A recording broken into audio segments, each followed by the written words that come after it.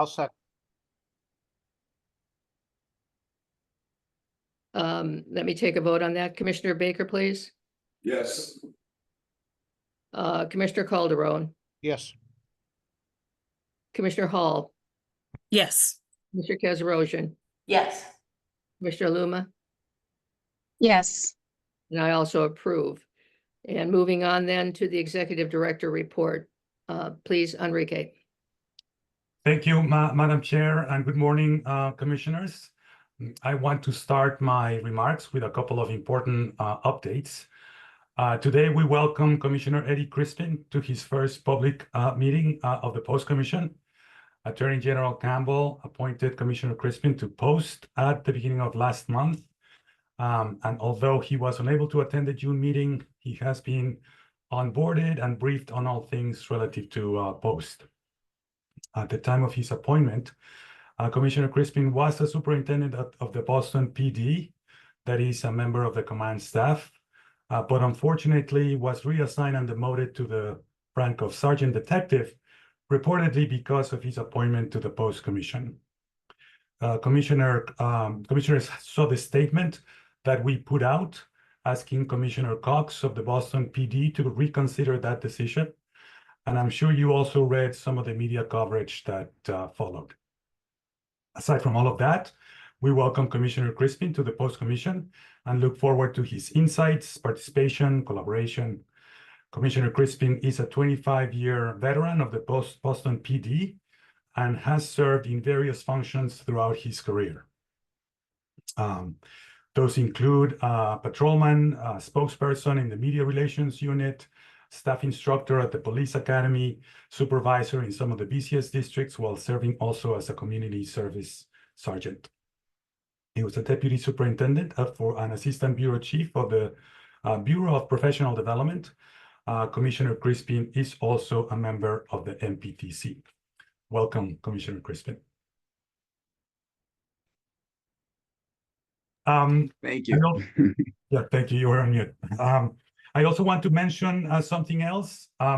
Welcome, Commissioner Talley. I also want to mention that Governor Healy's administration recently announced that Bob Ferrulo, the executive director of the MPTC, will be retiring at the end of this month. Bob has been an unequivocal champion of police reform. This goes back years before 2020 when the law passed in Massachusetts. He has advocated and implemented high standards for training and has been a true supporter and partner of Post. From the time that this agency was a 3-person startup, Bob made a lot of his resources available to us. That included facilitating and processing information for certification of new graduates, again, at a time when Post had no real infrastructure. It is fair to say that Post was able to meet very challenging and aggressive deadlines in the statute, thanks in great measure to the help and collaboration of the MPTC. Bob often says to me that we swim together or sink together. Well, I'm happy to report that Bob Ferrulo and the MPTC and Post continue to swim together. Thanks to Bob. Thank you very much, Bob, for his unwavering support of Post. The interim executive director for MPTC is Jeff Farnsworth, a former chief of the Hamden PD, former president of the Massachusetts Chiefs of Police Association, and current senior policy advisor for the Executive Office of Public Safety. Jeff knows Post well. We know him well as well, and we look forward to the ongoing important collaboration of the MPTC and Post. With that, I'm going to share my screens, commissioners, and go through a PowerPoint presentation as is customary. So just give me one minute to do that. Can everybody see the PowerPoint? Thank you. As part of my report, I will start with a brief update about the Breach Academy. This is an important milestone of police reform that was concluded recently. I will follow up with the certification of officers Q through C, go through the disciplinary records update that is customary. I will close with a very brief finance and administrative update and turn it over to Cindy Campbell for the conclusion of my report to talk a little bit about our upcoming rollout of the new website. The Breach Academy. Police reform required uniform standardized training for all individuals performing police duties and functions. This included the successful completion of basic training program approved by the MPTC. Before the passage of police reform, there were approximately 3,500 officers who had never attended basic training. Again, the new standard for individuals joining the ranks of police officers. In recognition to the fact that some of these individuals had some real experience in policing, the Executive Office of Public Safety and the MPTC formulated a one-time opportunity for them to attend a 200-hour training and demonstrate or complete 2,400 hours of relevant work experience. If they did that, they would then be in compliance with the new standard relative to education. The Breach Academy was only offered to reserve or part-time officers with prior work experience. This opportunity to attend Breach was limited to the year in which the statutory certification was set to expire for those individuals, again, according to their last name.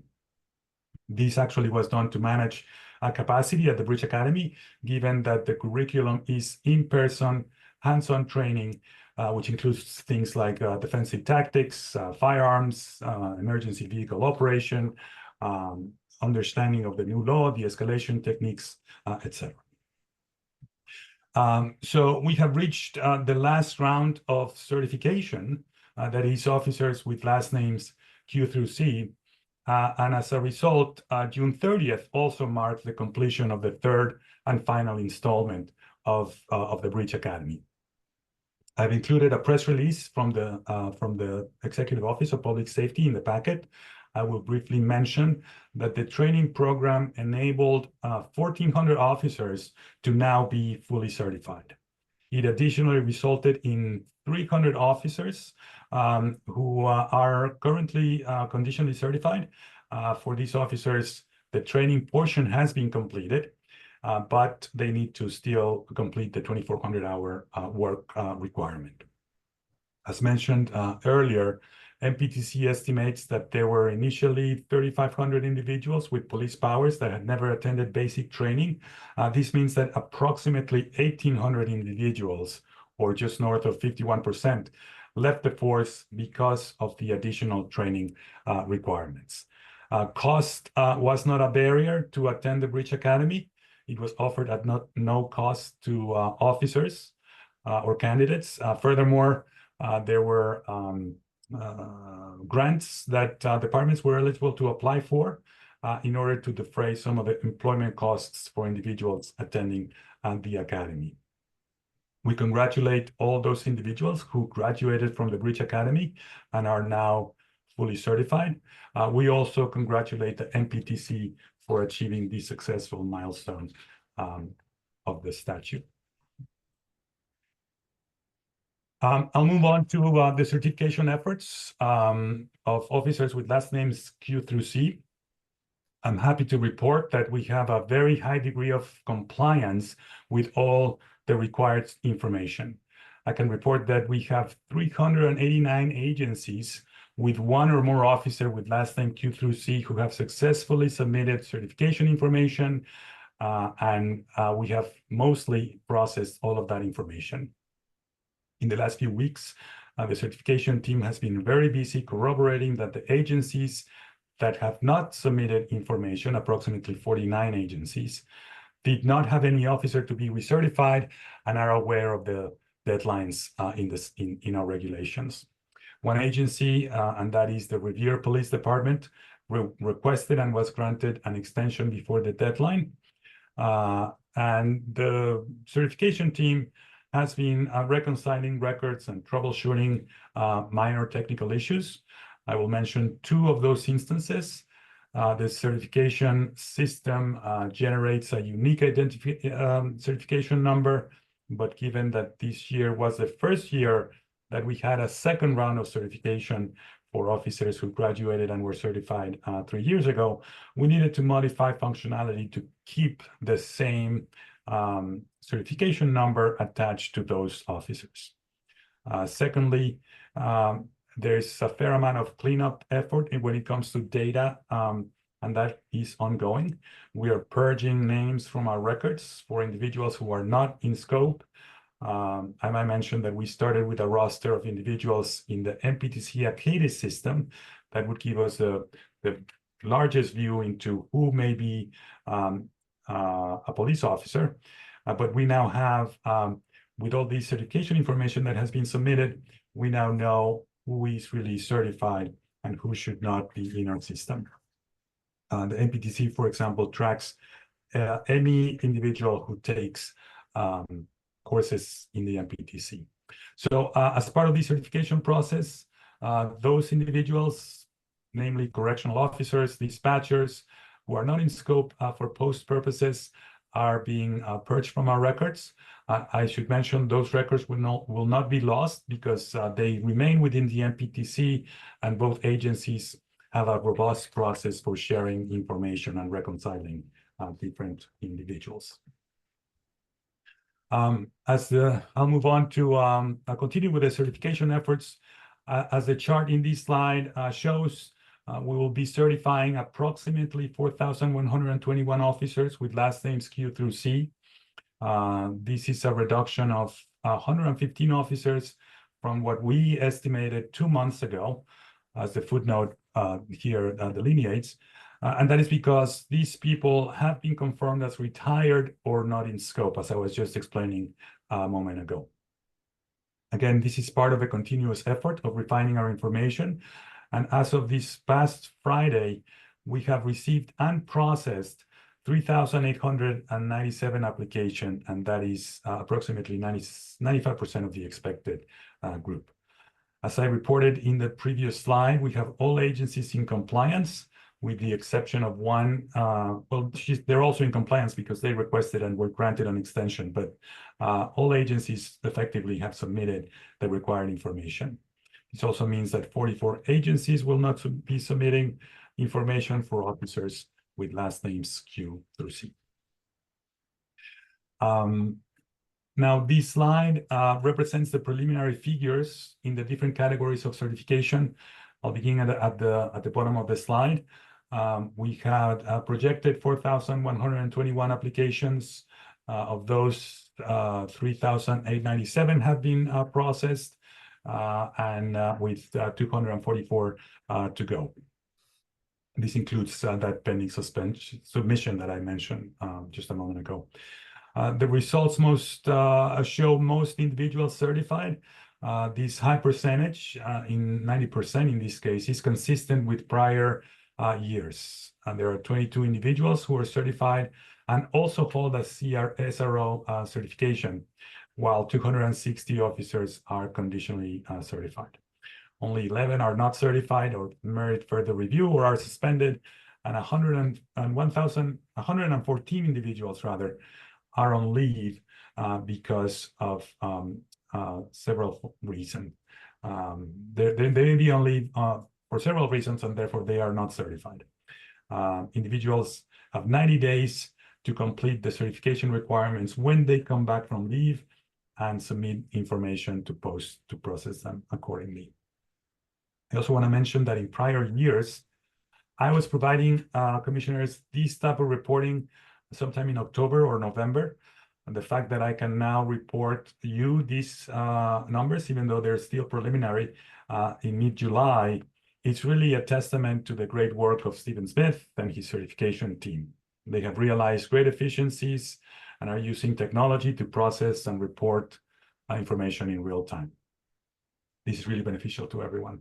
I will note that notifications have also gone or are going to officers in real time. So the vast majority of the individuals that you see in this slide, except for those that are pending submission, have been properly notified.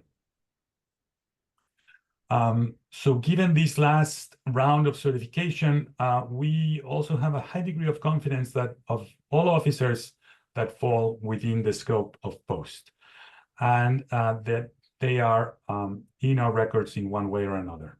This slide represents the figures within the different categories of certification as an aggregate for all officers, that is A through Z. I will start with the overall for the state. Massachusetts is just shy of 21,000 officers, or really 20,799 to be more precise. I will note that this total, and thus this chart, includes officers currently active and or still assigned to the police department. It does not contain officers who might have resigned or retired since July 1 of 2021. This date, commissioners will remember, is the effective date where the statute granted certification to all officers active at the time. In other words, and as the first footnote explains here, these figures do not include approximately 623 individuals who resigned or retired within the last 3 years. I will also call your attention to the total number of officers that are suspended in this slide. That marks it as 28. This number does not match with the 55 names in our public list of suspended officers. And the reason is that 27 individuals that Post has suspended their certification are no longer working for any department. The certification team labels them as unassociated and are really part of the 623 individuals that the footnote denotes. The important thing to mention here is that we still track them and they may still face some discipline by the Post Commission. Finally, let me mention that in the coming weeks, we will begin uploading statewide reports onto our website as part of that effort to maintain a publicly searchable and database that the statute requires. I'll move on to a brief. Commissioner Bluestone has a question. Yeah, thank you. I wanted to ask before you move on, just while I'm on thinking of this. Do you have a sense of the numbers of officers prior to the inception of police reform in Massachusetts, and how this number compares to where we started? Yeah, the short answer is I don't have a good sense of that number, but I can tell you that when we first came about, the MPTC had estimated about 25,000 officers altogether. This is what they provided to the legislature as how many people might be affected and would have to be certified, etc. We would have to allow for the number that I reported earlier, which is 1,800 who we believe were eligible to attend post and did not. And so, they were, I would submit to you that they were not far. I also know that the Secretary of Public Safety has reported that in general, the numbers of today's officers is lower than historical standards. The state police had to, had traditionally many more individuals than that the 2,400 or so that they currently have. That's true for Boston PD. There's media reports that show that one of the reasons there's a lot of overtime necessary is because there's not a lot of full-time officers in the first place, or as needed. So in essence, I think these are numbers that are lower than historical, but they also include individuals that are now coming in from academies. So some leave or have left, others return. We also hear there's always challenges in recruitment and retention. So it's important to look at the overall numbers as we move forward. And now we have a real sense of those numbers as we go forward. Thank you. And lastly, do we have a sense of, the nature of the group of officers that did not choose to complete the Bridge Academy? Yeah, part-time or reserve officers, they often call them seasonals, usually small agencies,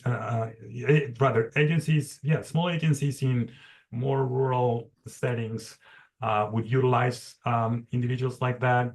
For example, around Tanglewood, they need a lot more policing during the summer, not so much in the winter.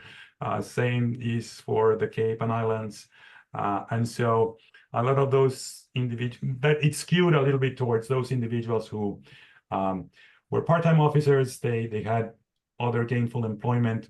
They saw the requirement of the NPTC and maybe decided that, they would not go ahead with that additional requirement. But I don't want to give you the impression that I was limited to that. That was true for big agencies. They also use a mix of part-time and full-time. So it's fair to say that it really affected everyone. And do we have any sense of the reasons that the training felt out of reach for those individuals? Well, there's a 200-hour commitment. It was you really have to put some hours. Some of it is really involved. It may be that maybe they just didn't want to go through it. You have to pass an exam. You have to you have to really assert yourself. Handle guns and things like that. So that may have been a case. It may be also that people were at their arc in their life where they were like just not in a position to go through it or wanting, just prefer not to do it. But my guess is that it was really a number of different factors. Thank you. Thank you. Okay, so I'll move on to a brief update of the disciplinary records. I want to show you this slide that represents a flow chart of interaction and review that happens between post and agencies that submit the information that they're required to submit. A key takeaway from this visual representation is that there are multiple interactions via the portal between agencies and post. Another one is that there are at least 3 levels, but in some cases more than 3 times that post conducts a review before the eventual publishing of a particular record.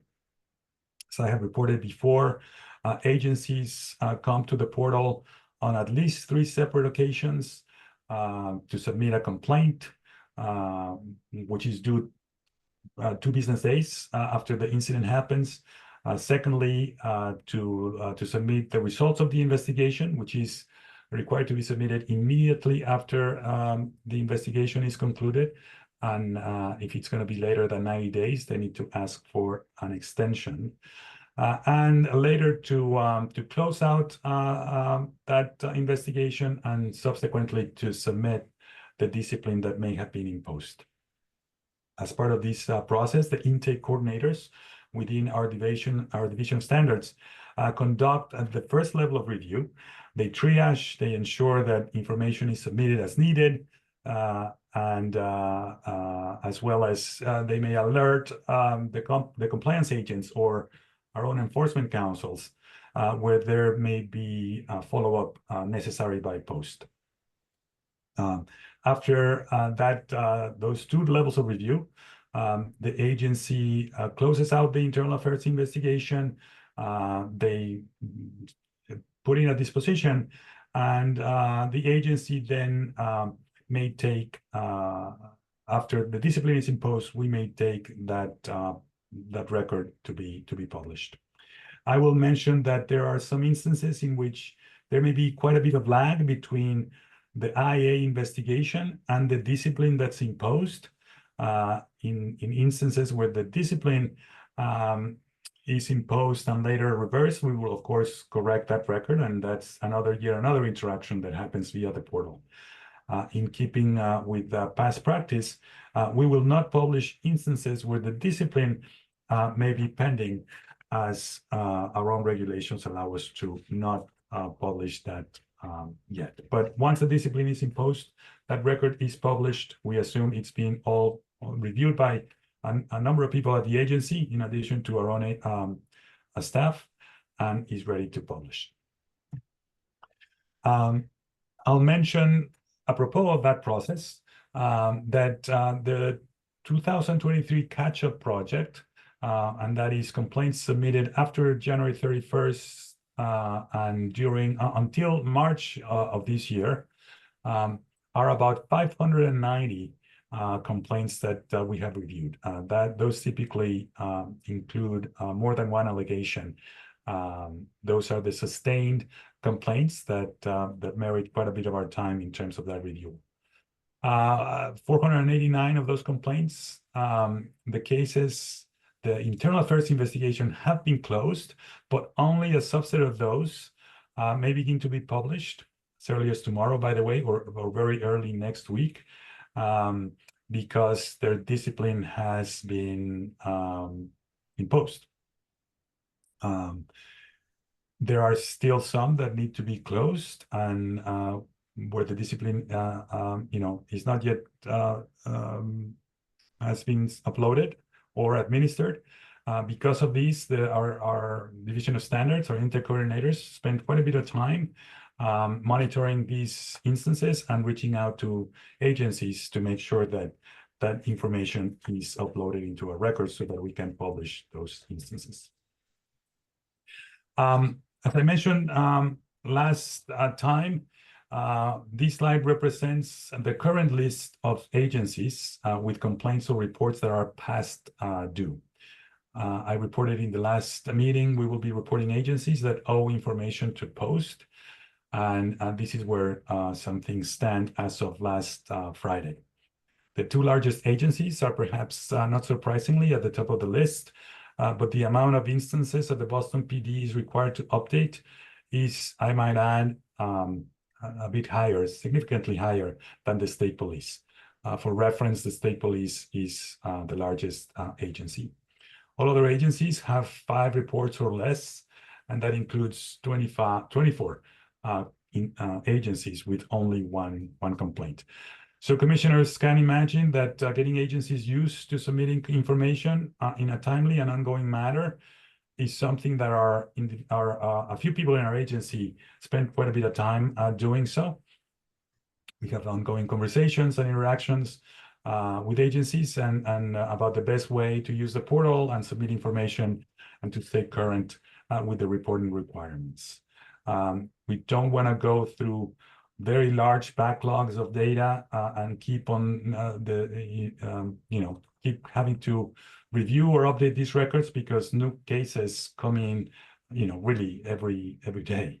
So as we move forward, we'll continue to ensure that there's little backlog as much as possible and continue to report on where that is the case. Commissioner Talley has a question or a comment? Yes, I do have a question. So for the agencies that are backlogged, what's the repercussion if they're still not making progress? Well, the first one is that we'll publish in our website, we'll report to you, and I'd like to imagine that they would have an additional incentive to report. If we detect, and I don't know that this to be the case at the moment, but if we detect that there are other reasons for why they're not reporting, we will inquire further. We will investigate the ultimate remedy or punishment, if you will, for failing to report. Information to post could result in an administrative suspension. We will not be shy about using it for that purpose.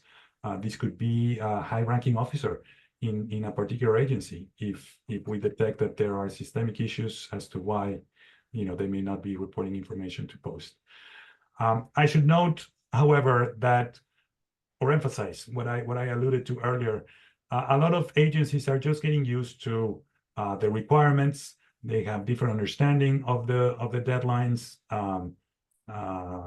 They are getting used to interacting with us via the portal and so on. But we continue to make progress in that regard. We have designated, we have 4 intake coordinators, constantly talking to agencies. They're divided by agency so that they build rapport and connection on an individual basis, so that they're not just hearing from different people at different times. People can get familiarity about and teach how to enter information and what we require, etc. But I'd submit to you, Commissioner, that it's a two-way street. We would like agencies to pay more attention to it, and we do outreach to them and continue to communicate the requirements as much as possible. Okay, thank you. Thank you. Okay, so I'll move on to something I also mentioned in the last meeting, that I reported to the Commission that certain records come off the disciplinary records as part of the regulations. And those are, as early as this July, where we're getting ready to issue the new version. And those are officers who last received a certification 3 years ago and have not been decertified. We have done some analysis and determined that there are 205 individuals with a disciplinary record, and those individuals were never certified by post, but they were certified by statute on July 1 of 2021 because they were active at the time. Those individuals are eligible to come off the disciplinary records database. The majority of those individuals retired in good standing, and those records should come off as the regulation intended. However, I do want to call your attention to a subset of that group, and that is officers who resigned or retired in lieu of discipline, or may have still a pending matter or were terminated since July 1 of 2021. There are 60 individuals in that category, and I have included a memo in the packet where I describe the intended approach for these individuals. Our intention is to continue disclosing those records for a period of at least 5 years after such separation, as opposed to 3 years after their last certification. As I state in the memo, there are different aspects of the statute and regulations that intersect in these particular cases. Our read of the regulations, as well as the intent of the regulations and the statute, is that it favors the continuing disclosure of these officers. In the memo, we discuss the reasons for continuing disclosure, and also we discuss the reason for why I recommend 5 years. The database is not only a matter of great public interest, but also it enables agencies to do, because they have come to rely on information contained here as part of their due diligence that they conduct when hiring an officer who may be transferring from another department. So in the case of an officer resigning to avoid discipline and discipline never imposed, such individual may have the wrong incentive to minimize or omit key information in a new job application. Indeed, as a result of our disciplinary records database, at least one department recently found out that an officer had omitted key prior information in their application. And when the chief found out and investigated further, she then later recommended decertification, which the commission recently voted in favor in that particular case. So the reason for continuing disclosure from the date of separation is that investigations can take a long time, even though I'd rather they don't. Incidents may occur prior to the period of certification. So pegging the disclosure time to the date of separation is, in my opinion, more appropriate. We have chosen 5 years because when an officer has a break-in service of 5 years or more, they are then required to attend the basic training academy, just like any new recruit would have to do. It is actually common that after 5 years, an officer does not return to policing. But if they do, they have to go through the thorough background check that new recruits go through, in addition to the academy itself. So in this particular matter, the regulations give the discretion to both the commission and the executive director. This is why I have crafted the recommendation in the memo as what we intend to do, unless the commission has any objections. We will intend to proceed in the matter as presented. I can pause here if commissioners have a question on this matter or a comment.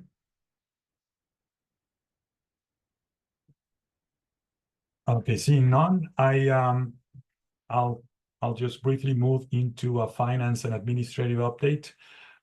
We have included preliminary result numbers for the Q4, which ended on June 30th. That's in the packet. Our plan is to report the final numbers for the fiscal year 24 at the September meeting, given that the account payable period closes in mid-August. So Eric Ravello-Pradas, our CFO, will be back next meeting to give you an update, or for sure in September to give you a full briefing. Also, we had a recent promotion. Sean Martinez is now our Deputy Director of Police Standards. We will backfill his position as an enforcement counsel very soon. There were no new hires in June, but we have 3 pending officers for additional positions, 2 of them with the legal team and another one with the Division of Standards. I now want to turn it over to Cindy Campbell, who is going to give you a brief update on our new efforts, our recent efforts, ongoing efforts to roll out a new website very soon. Cindy, do you want to talk to this slide? Yes, thank you, Enrique. I appreciate that. And welcome, everybody. We're really excited to be able to talk to you about a project that has been going on for the past couple of months. We've been working behind the scenes diligently. Soon, the Post Commission will have a new website and a new URL to go along with it. That will be mapostcommission.gov. Now, note at the moment, the site is not live. We're still making some changes to it behind the scenes. We will let you know as soon as that is live. For those of you who are used to using our current website, you will see that if you go onto that website, it'll redirect to the new one, so you don't have to worry about that. We have a lot of great new features to talk about on this particular website. Content uploads a lot faster, meaning almost in real time. You'll also see a lot more refreshed design elements, graphics, and content. There are so much better search capabilities for news and events and even officer status lists, and the ability for us to do some real-time analytics and incorporate user feedback. Now, I would like to show you exactly what that website looks like, and you'll see this will be up very, very soon. Just give you a nice preview here. And we've been very excited behind the scenes to work on this. We had a lot of planning that went into this. And, you know, one of the things that we did, there it is. One of the things that we did, here is our new homepage. Very, very happy to show you this. You'll see lots of new colors and things like that. In this particular website, I want to let you know that everything on our current website has been clicked over to this one. We also have listened to you, and the times that you've wanted to find certain information and had it hard, we now have direct links to filing a public complaint, disciplinary records, officer status lists and certification, news and announcements. Now, all of our decisions and orders also are wrapped into news and announcements, and you can filter them by category. You can see events there as well that you can add to your calendar directly from our website. And as we scroll down a little further, you can also see that we have additional resources for you. That is, for law enforcement agencies, we have a special section for you to do report submissions, then regulations, advisories, and guidance, because that's another resource we get a lot of questions on. And lastly, if you click on the About Post section, you'll have all of the information that you need to get in touch with us, meaning everything on post leadership, commission meetings and hearings, of job opportunities, contacting us, public records requests, signing up for email alerts, anything of the above. And as we just go back to the main page for just 1 second, I want to also let you know that we have a new feature where we can update officer status counts. So as you go to each and every page, you'll see the certified counts, conditionally certified, decertified, or suspended. So we are very, very happy to be able to debut this to you. You will all see some communications materials coming out in the next week or so, and we will let you know on the day that this debuts, but it is very, very nice for us to be able to give you a little sneak preview of all the work that we've done over the past couple of months. So thank you all for watching. There's a question. I'll turn it back to you. I think there's a question or comment from Yes. Commissioner Tully. Cindy, great job. This is a great enhancement. I like what I see. And, you know, you can tell that you took into consideration some of the feedback that you have received as well. I just have one question. How often is the information going to be refreshed? Every day, and as often as it's needed to be updated. So the officer status lists on average are updating about once a month. When we have news and information and other things like that, we will update those immediately. Decisions and orders also will be updated immediately as well. And like I said, the lag time between us putting information into the content management system and going live is about 30 seconds. So I'm pretty happy about that. Okay. Excellent job. It looks great. Thank you. Thank you very much. And Hanya, question for you. Yes, I just want to say this is that it's a great, I love the visual appeal of this website. It looks really user-friendly.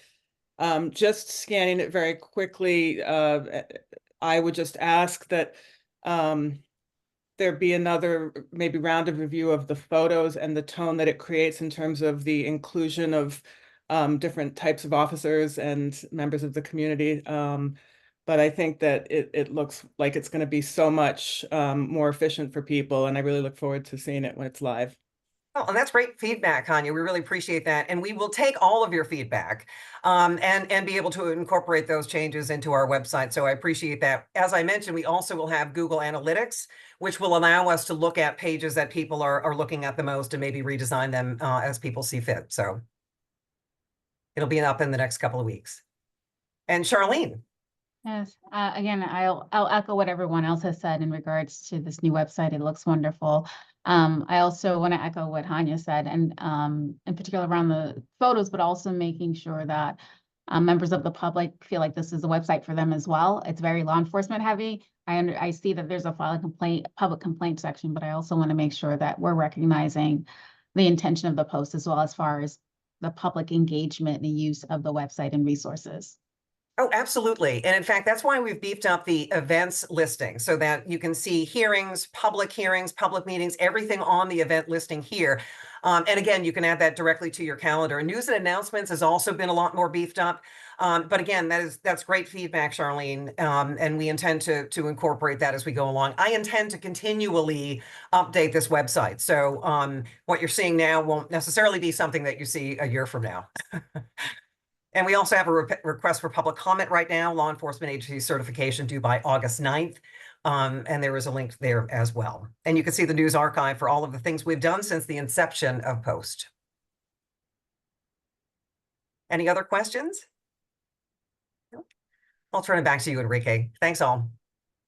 Thank you, Cindy. That really concludes the Executive Director report. I can take further questions or comments if there's any. Turn it over to you, Madam Chair. You're muted. The comments from my fellow commissioners, I also, as Charlene just said, using her same verb, echo. I'm just astonished at the new website. I'm very grateful, Enrique, for the depth and the breadth of your report. I know that the members of the staff have worked extremely diligently on the material that you provided to us today. And I just want to state that I know we are all in awe and in admiration and very grateful for all of the work, the good work that has been done at this point. And I'm very impressed with this new website as well. So I think with that, Unless there are any further questions or comments, let me turn to the legal update and to our general counsel, Randy Ravitz. Thank you very much. At the last commission meeting, the commissioners and the public heard a very thorough presentation on the agency certification initiative. That is the initiative to develop standards to certify law enforcement agencies pursuant to a provision of the statute that requires the commission to do so. And that presentation was provided by Annie Lee, counsel to the commission. And I'm sure you recall, it was a very thorough and insightful presentation, and there were a lot of ideas that that Annie had offered and that the commissioners had offered. And we have heard from members of the public and different organizations over time regarding this initiative. And I will turn things over to Annie to talk about the equally thorough steps that she has taken since the last meeting to further this initiative and act on the ideas that the commissioners and others have offered. Annie? Thank you, Randy, and good morning, Madam Chair and the commissioners. So following our last meeting last month on agency certification standards, you'll recall that this commission indicated that it would benefit hearing from stakeholders on what additional standards it should set in addition to those that are mandated by statute. Statute mandates that the commission require agencies to meet 8 standards as part of certification, but the question presented for the commission was what, if any, additional standards should the commission set as part of certification? Potential standards could include bias-free policing, community engagement, training, hiring, and personnel. Officer wellness was one that was also discussed. And so following on that discussion, we sent out a letter inviting public comment to a variety of stakeholders, including law enforcement executives, such as the heads of various agencies. Actually, all agencies in the Commonwealth were contacted, including your local municipal chiefs, your state police chiefs, your university police chiefs, as well as your animal welfare police chiefs. We also contacted a number of law enforcement unions as part of that effort, as well as a number of government executives and legislators. So we reached out to, among others, the governor's office, the attorney general's office, a variety of legislative caucuses and committees that are interested or might be impacted by post work. We also reached out to a number of community organizations and nonprofits in the area, such as the ACLU of Massachusetts, which has been engaged in this work before, as well as organizations like Strategies for Youth, which have also provided guidance and counsel to the commission at various times. We asked that these organizations and these legislators, committees, caucuses provide their feedback by August 9th at 5 p.m. Though, of course, that is just a suggested deadline because this will be an ongoing process. We very much anticipate that we will continue to receive and solicit feedback from stakeholders. So the focus of what the commission is considering relative to agency certification will evolve over time as the commission moves through the development process of agency certification. We have already received some feedback from this invitation to comment, and we have received responses from a number of folks that we contacted and also folks that we haven't contacted that they do plan on participating in this process and providing their feedback and input for the commission's consideration. We plan to present a summary of that feedback for the commission at its next meeting in August. If there are any questions, I'm happy to answer them this time.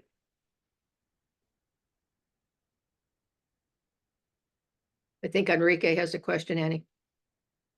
It's actually a comment apropos of Annie's remarks. It reminded me of the recent question from Commissioner Tully about consequences, Commissioner, for failure to report certain items to post.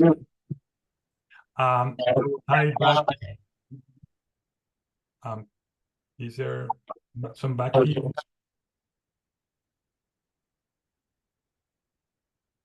Can people hear me okay? I hope there's not, it's not. Yeah, there's some feedback going on. I can hear, but I don't know, can't tell where it's coming from. Okay. Well, I'll just mention real brief that the agency certification and the audit and maintenance of records regulations are yet two additional processes that will hopefully allow us, the post commission, to ensure that there's compliance with the reporting requirements. I'll just leave it at that.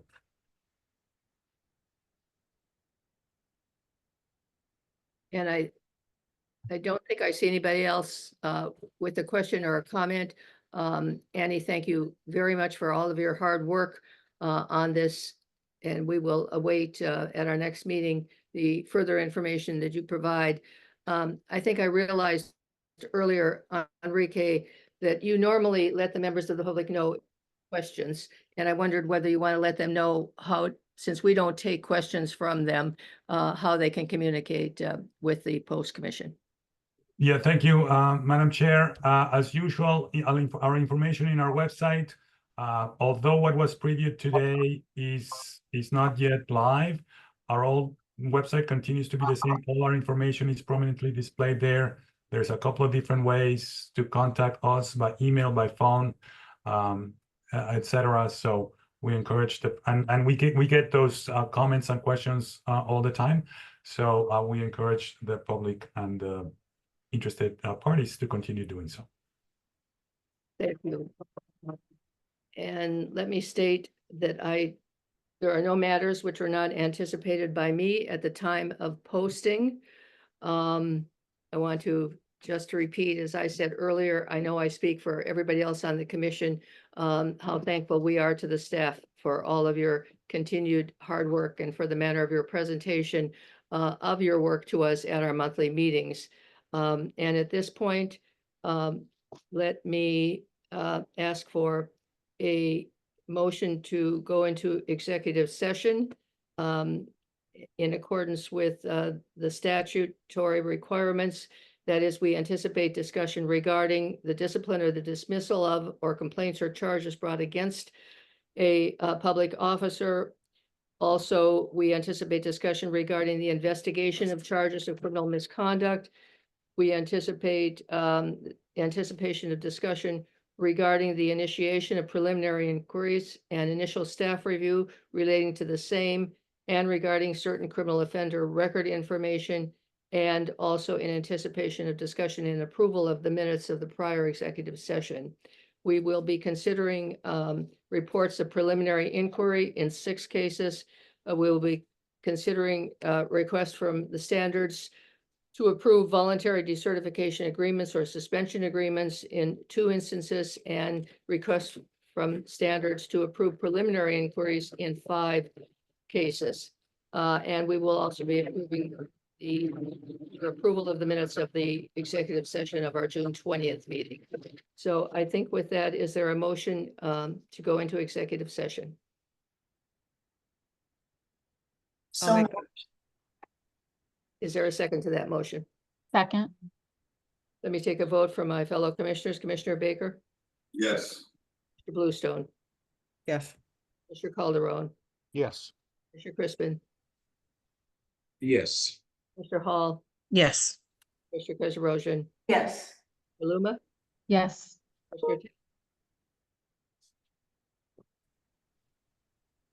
Commissioner Talley. Oh, I'm sorry. It blanked out. Yes.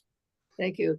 And to members of the public, we will not be reconvening any portion of the public meeting after our executive session. We will at this time, fellow commissioners, take a 5-minute break.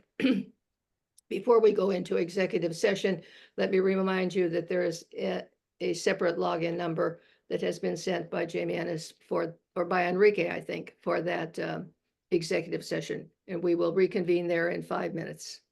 Thank you very much, members of the public, for attending, and thanks to all of you who participated in the discussion.